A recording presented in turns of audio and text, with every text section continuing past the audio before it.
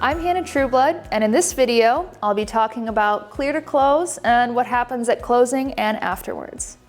After the appraisal comes back good on value and the lender finalizes all the paperwork, they'll issue a clear to close.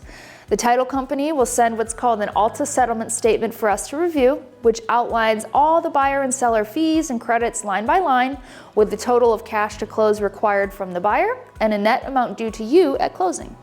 Now, if you're using these funds to purchase the next home, the title company can wire those funds directly where they need to go for you to do that. Otherwise, you can receive these funds as a check or have it wired directly to your bank account. The buyer will likely want to do a final walkthrough to make sure that everything is as it should be and any agreed upon updates or repairs were completed correctly. Most of the time, possession will be given at closing, but if you need some transitional time to get to where you're going next, we can usually negotiate up to a week of post-close possession. Now at this point, you'll have set up your movers, rented the U-Haul, and packed most of your non-essentials.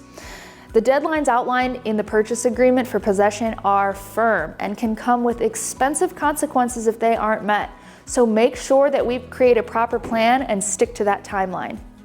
Now also make sure to set up your utilities to transfer the day you move or close to avoid any interruption of services. Now closing will take place at the title company and usually takes about an hour or less if it's cash.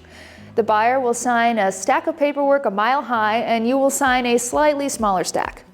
We'll sign the seller's disclosure, which says that the home is in the same or better condition than how it was originally shown, pass the keys off, or set up a time to exchange them if you aren't giving it at closing, and it's sold. Congrats, it's over.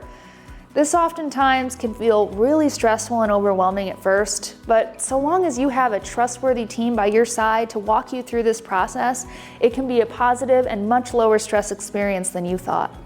If you have further questions, reach out to me, leave a comment, and also make sure to follow Hannah Trueblood on social media to stay up to date on local market conditions, as well as tips and tricks for buyers and sellers. Thanks for watching.